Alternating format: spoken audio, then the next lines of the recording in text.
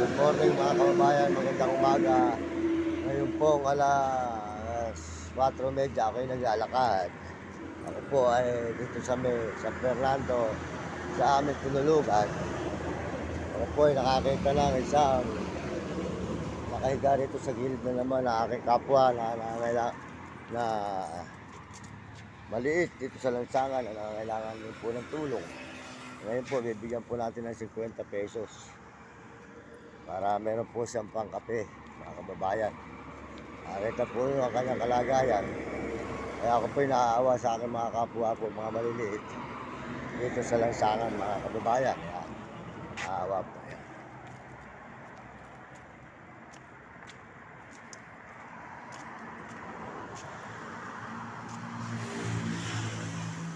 Pare, nagkape ka na ba? Nagkape ka muna pare. Ako medyo kumita ng konti kagabi. Kape mo. Ayan lang po. Kaya po mga kababayan, mga kaibigan, ako po ay naaawa sa mga kapwa ko nasa lansangan. Kaya po pag ako po ay bibigyan nyo ng pagpapala, bibigyan ko rin po yung aking mga kasamahan. Kasi po ganun ko kamahal ang aking mga kasamahan na maliliit sa lansangan, mga kababayan. Kaya po gagawin ko po ang lahat para po matulungan ko mga mahal ko sa buhay, ang aking magulang at mga kapatid at kamag-anak, at saka po mga tao sa lansangan, mga kababayan. Katulad po nito ni pare. Ayan. Siya po ay may bakal po siya sa paa, kaya hindi na po siya nakakatrabaho. Hindi na po siya pwede magtrabaho kasi po siya ay na-aksidente. Siya po ay nasagasaan, tinakbuhan, mga kababayan.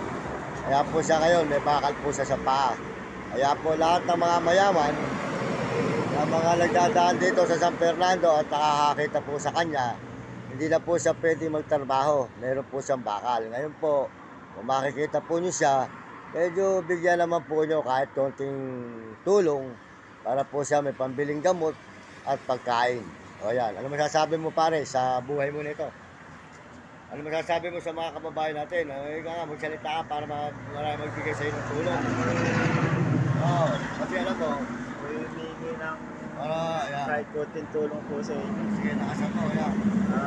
Papasalamat po ako sa taong Mario, pangalan ko, Mario Mendoza.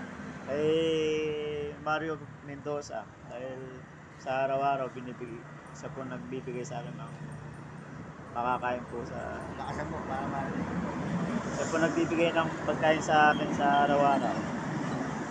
Maraming salamat po sa kay Mario Mendoza. Sana may matulungan din po natin siya para marami pa po siyang matulungan na taong katulad ko. Maraming salamat. Po mga kababayan, sabi ko po sa mga tao dito na makakita sa kanya, mayaman man o mahirap o may kakayanan sa buhay, ngayon po ay magpapasko. Tulungan po natin siya para po may pagkain siya sa araw-araw. Ngayon po, pag ako po binigyan nyo ng pagpapala, tutulungan po natin siya para magkaroon siya ng puhunan at magkaroon siya ng tirahan para po noon. Hindi na po siya rito sa lansangan. Kasi po, ang kanya pong binti, ang hita, may bakal po. Kaya mga kababayan. Hindi po siya nakakaawa, mga kababayan. Ayan. Wala po siya natutulog. Ayan. Para pare, tutuloy na ako. Sige, maraming salamat sa iyo. Maraming salamat. Sabihin mo, pakisuportahan yung aking channel. Pakisuportahan po si Mario Mendoza para sa kanyang magandang layunin sa mga taong mahirap. Maraming salamat po. Sige po mga kababayan, good morning, magandang umaga sa inyo lahat. Tayo po nagpapasalamat sa Panginoon Diyos. At sana po pagpalain tayo para marami tayong taong matulungan na mga katulad po ng ating mga kasamahan na maliliit sa lansangan. Ayan po, si Tay. Sige, bye. Maraming salamat sa iyo. Okay, thank you, bye.